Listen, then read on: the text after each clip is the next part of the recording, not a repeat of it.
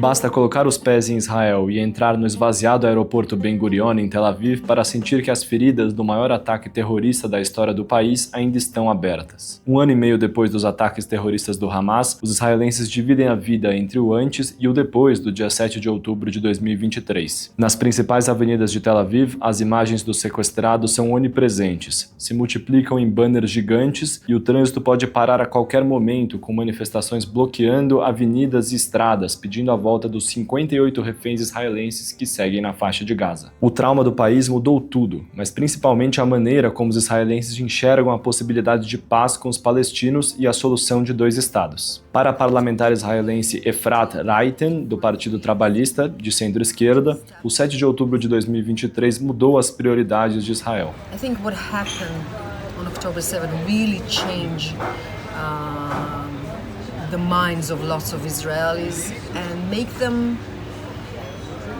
I think, more concerned or more scared in a way that there is no one in the other side who will shake hands with us. A parlamentar diz que é a favor do fim da guerra com o Hamas, que já deixou mais de 50 mil mortos, segundo o Ministério da Saúde de Gaza, controlado pelo grupo terrorista, mas não a qualquer custo. First, my people. Let's take care and let's secure my people. Free our hostages and then everything will stop.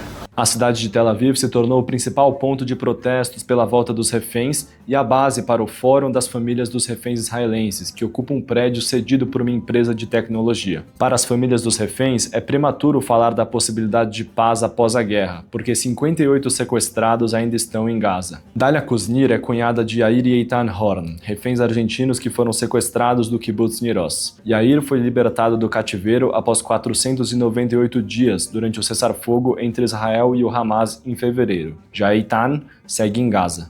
Todos queremos paz. Yo también quiero que la gente del otro lado en Gaza viva en paz. No quiero que estén viviendo en una tienda. Se viene el verano y hace mucho calor. Quiero que tengan vida digna. La clave é liberar a los hostages, a los sequestrados. No dia seguinte, seguimos viagem para a região do envelope de Gaza, onde ficam as comunidades israelenses mais afetadas pela guerra com o grupo terrorista Hamas. Durante o caminho, os bunkers foram aumentando nas estradas que dão acesso à região. Enquanto quem está em Tel Aviv tem 1 minuto e meio para chegar a um bunker, os moradores da região têm 15 segundos para buscar proteção contra foguetes. O clima de tensão na região é palpável. Barulhos da artilharia israelense são escutados com frequência na chegada ao primeiro local da visita, o kibbutz Niroz. Mais de 1 ano e meio depois dos ataques de 7 de outubro de 2023, o kibbutz Niroz segue intacto. Aqui, que fica a menos de 2 quilômetros da fronteira com a faixa de Gaza, bem perto de Khan Yunis, o kibbutz foi completamente destruído pelos terroristas do Hamas. Aqui está a casa de Ravid Katz, foi completamente destruída, queimada e a gente só consegue ver metal retorcido e as coisas elas estão assim, exatamente do mesmo jeito. Todos os relatos, todas as casas que a gente vê no kibbutz, elas estão exatamente do mesmo jeito. As bicicletas que foram deixadas pelos habitantes, os brinquedos das crianças, tudo está do mesmo jeito que estava antes do dia 7 de outubro, quando essa comunidade estava celebrando apenas mais uma sexta-feira até a chegada do sábado. Aqui nesse kibbutz, 1 em cada 4 pessoas ou foram assassinadas no dia 7 de outubro de 2023 ou foram sequestradas ali, no enclave palestino. Daqui mesmo, se a gente olhar um pouco mais, a gente consegue ver a faixa de Gaza. A comunidade tem um observatório em que é possível ver os destroços dos prédios na cidade palestina, separada apenas por campos agrícolas e uma fronteira. O kibbutz segue com as marcas daquele dia, casas queimadas e a estrutura danificada por tiros. No refeitório, que está interditado, o tempo parou. O calendário segue em 2023. Dos 58 reféns que seguem em Gaza, 14 são de Niroz, incluindo os filhos da argentina-israelense Silvia Cunho, Davi e Ariel. Silvia conta que Niroz era considerado um pedaço de paraíso, mas que os habitantes do kibbutz viveram um filme de terror durante os ataques. Eram miles.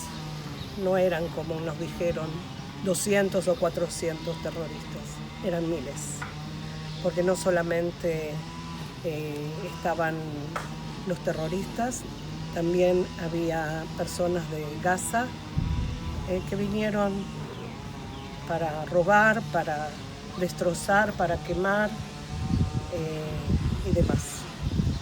Atualmente, os moradores do kibbutz vivem em Kiryat Gat, cidade que fica a 1 hora de carro dali. A reconstrução ainda não começou e nem todos têm interesse em voltar.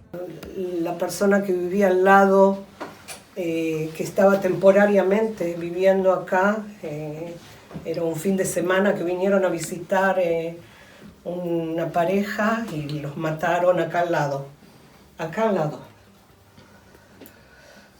Y a ellos se los llevaron.